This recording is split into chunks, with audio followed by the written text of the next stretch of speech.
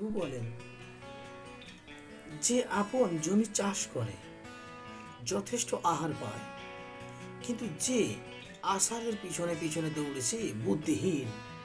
তুমি যেমন জমিতে চাষ করবে, তা যদি উত্তম জমিন হয়, তা তুমি উত্তম ফল কাটতে থাকবে।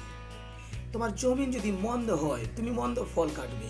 তুমি যেমন বীজ বুনবে প্রভু যিশুর নামে, সে বীজ তুমি উৎপন্ন করতে পারবে, আর তা অঙ্কুরিত হবে, আর ফল উৎপন্ন হবে, আর সেই ফল স্বাদযুক্ত হবে।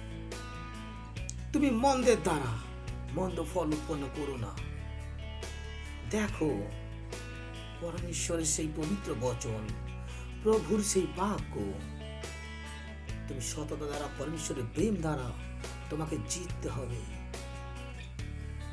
তোমাকে জিততে হবে প্রভু যিশুর নামে, কারণ তোমার সঙ্গে প্রভু বাক্য আছে, তোমার সঙ্গে প্রভু আছেন। তুমি কখনো হারবে না।